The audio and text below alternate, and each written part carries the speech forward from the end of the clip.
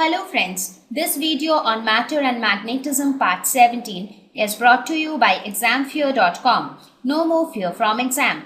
Please make sure that you have watched all the videos till Part 16 before going ahead with Part 17. Now, as I told you in the beginning of the chapter, that we will also talk about magnetic properties of materials here.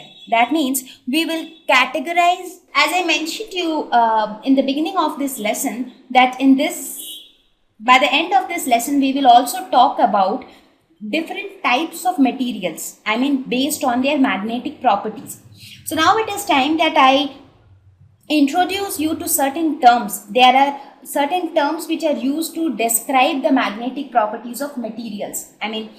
How do we classify materials into different kinds based on their magnetic properties? So what are those magnetic properties which classify materials? So let us look at those terms. So some of the terms which will classify a material as which will distinguish some magnetic properties of a material are magnetization, magnetic intensity, magnetic susceptibility, and magnetic permeability. So these are certain terms which we will learn about each of them one by one now, and then on the basis of these terms we will learn about the different classification of materials based on their magnetic properties. So let us start with magnetization. So what is magnetization?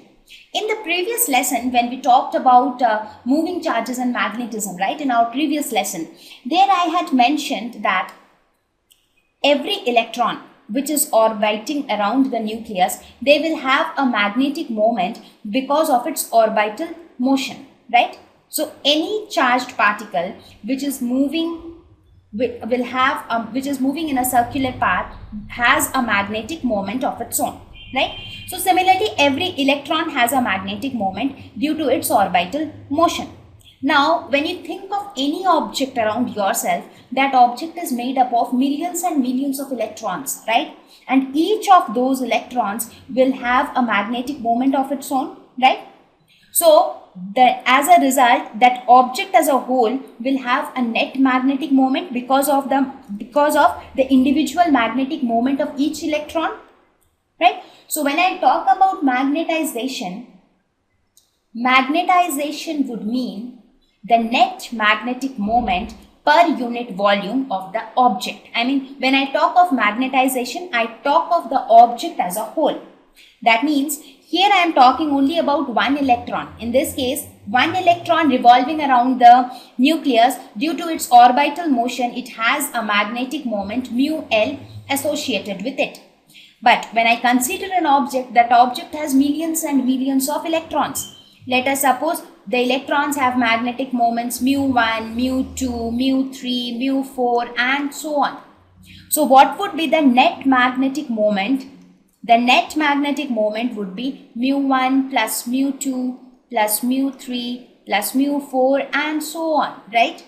So this net magnetic moment per unit volume of that object is defined as magnetization.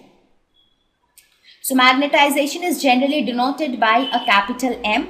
So we say that magnetization is equal to the net magnetic moment per unit volume. Since we have taken, the convention which we generally follow is mu for electron. When we talk about electrons magnetic moment, we denote it by mu. But in general, magnetic moment is denoted by a small m, right? So we have denoted it like this here. Now it is a vector quantity, since we also know that magnetic moment is also a vector quantity. So this is also a vector quantity which has both magnitude as well as direction, right? So this was our first term, that is magnetization, which is nothing but the net magnetic moment of an object per unit volume. So what would be the unit for magnetization? The unit for magnetization would be ampere per meter. That's because when if you're looking at this expression, what is magnetic moment? Magnetic moment is current into area, and this is per unit volume. So current is ampere and area is meter square and volume is meter cube. So if you look at it, this becomes ampere per meter, right? So that's how we get this unit for magnetization.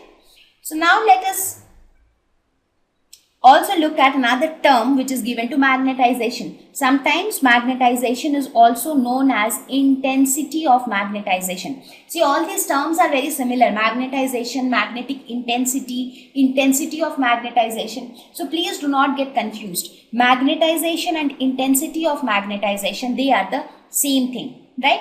Now let us. Thank you. Please visit examfear.com to watch free educational videos, try free online tests, get the best quality study materials, study from the best tutors and mentors, and much more. Thank you once again.